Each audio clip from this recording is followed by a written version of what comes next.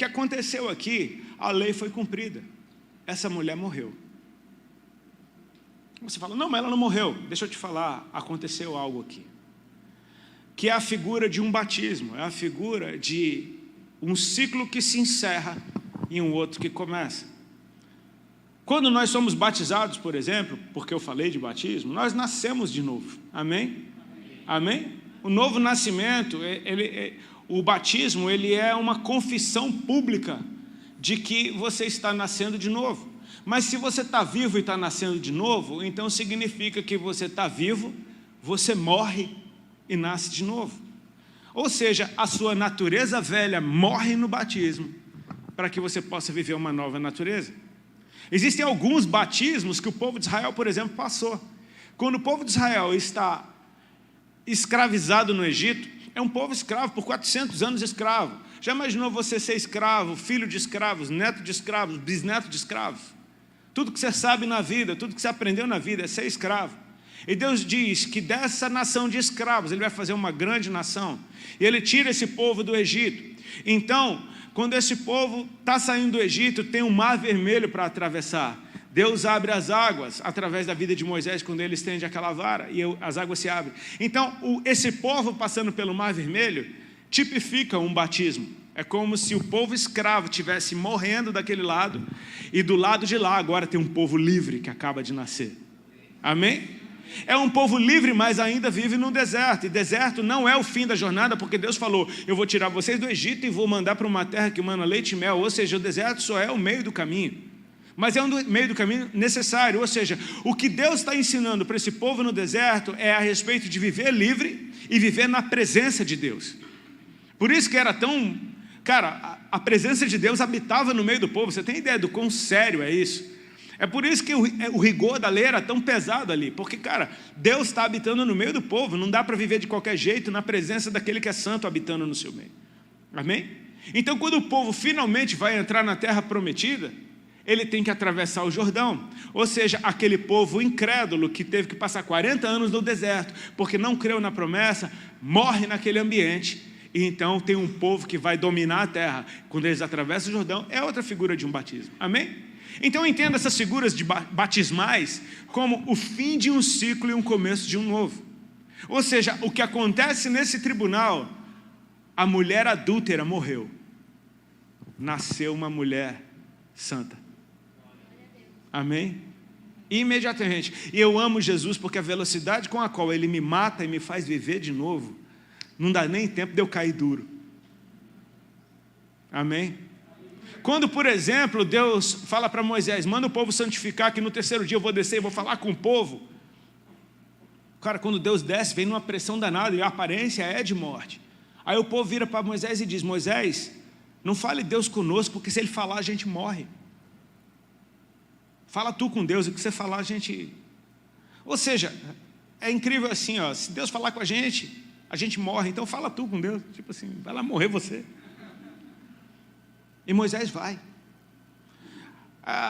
Eu creio muito nisso, que a presença de Deus, ela traz vida, mas ela sempre mata um negocinho dentro de mim, para que uma coisa nova possa viver dentro de mim. E isso talvez explique o fato de que Moisés, que era assassino, porque ele matou um egípcio, é chamado de o homem mais manso sobre a face da terra. Como que um cara que matou alguém é o homem mais manso? Eu não matei ninguém, ele é mais manso do que eu. É porque talvez esses encontros com Deus tivessem matado o assassino. E nasceu o cara mais manso da terra por causa dos encontros com Deus. Amém? Então a gente tem que abraçar esse momento do encontro com Cristo, porque é nessa hora que eu tenho a oportunidade de morrer para nascer de novo. Amém? Ele deu essa oportunidade para essa mulher. Agora tem uma coisa que me chama a atenção nesse texto, que é no final, quando Jesus dá a última direção para ela. É interessante, porque para muitos dos discípulos, ele falava, tu vem, me segue, vem, me segue, vem, me segue, vem, me segue. Mas para essa mulher, ele não diz vem, ele diz vai. Vai e não peques mais. Tem uma outra tradução, que eu gosto bastante, que ela diz assim, vai e abandone a sua vida de pecado. Cara, isso daqui mexe um pouquinho mais comigo. A vida nos dá chances, irmãos. Amém? E eu quero falar com vocês um papo reto aqui nessa noite. A vida dá chances para a gente.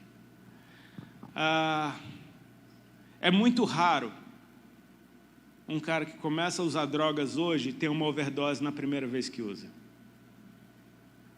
Ele começa a usar, não deu nada, aí ele continua usando, continua usando.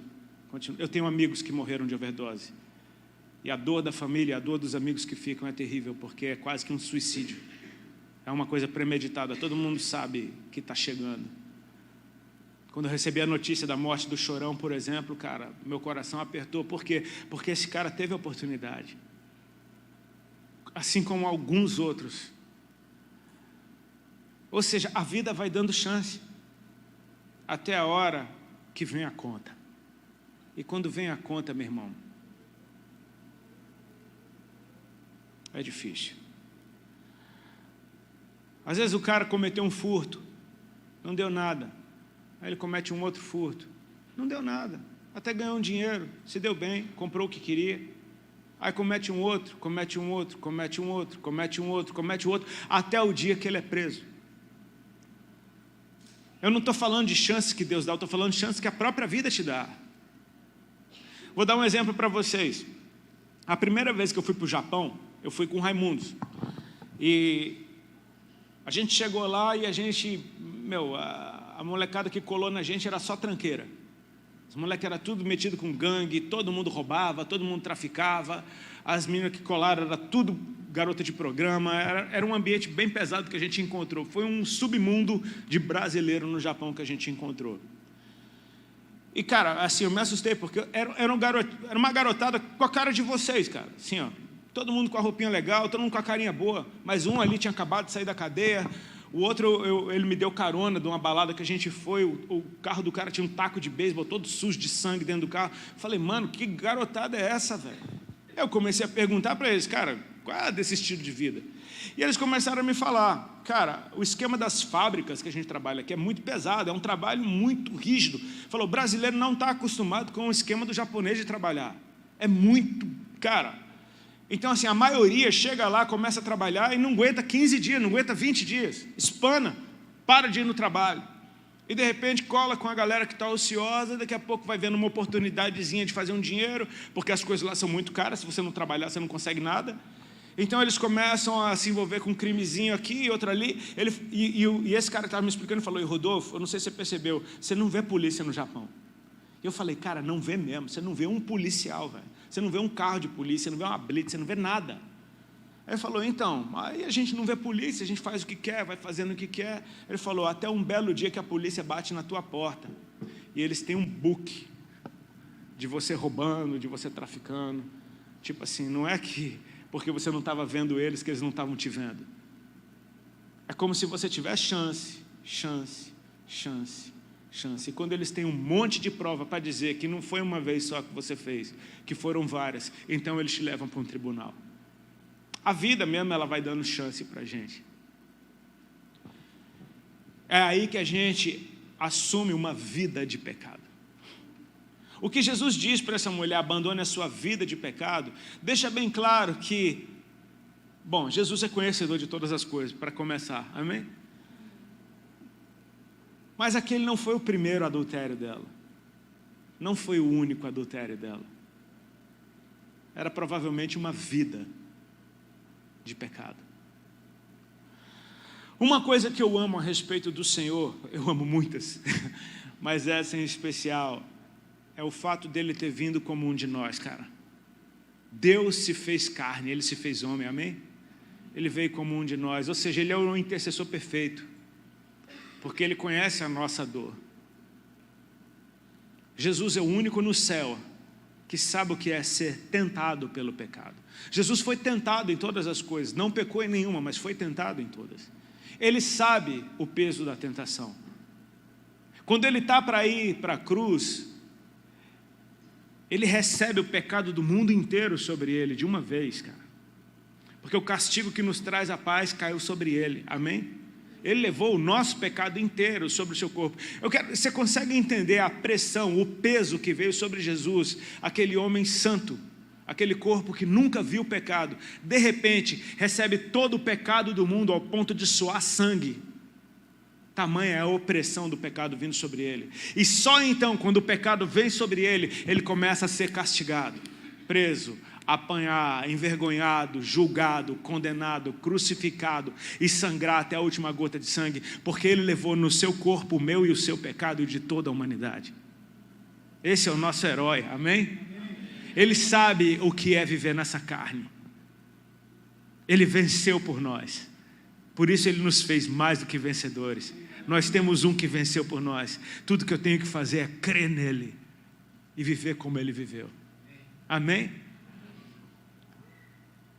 Jesus, conhecedor da vida dessa mulher, ele deu a ela uma nova chance. Abandone a sua vida de pecado. Mas isso não é simplesmente um bom conselho. Isso é Deus falando, amém? E de uns tempos para cá eu tenho prestado atenção em tudo que Jesus disse, no sentido de que é Deus falando, e Deus continua sendo criador de todas as coisas, amém? A criação terminou no 6º dia, no 7º Deus descansou, mas ele continua sendo criador, ou seja, a palavra de Deus ainda cria. Tudo que ele fala, ele cria. Então no momento que ele diz para aquela mulher, vá e não peques mais, ele acabou de criar uma vida para ela viver. Amém? Vá e abandone a sua vida de pecado. Ele acabou de criar uma vida na qual aquela vida de pecado ficou para trás. E eu preciso abraçar isso com todas as minhas forças.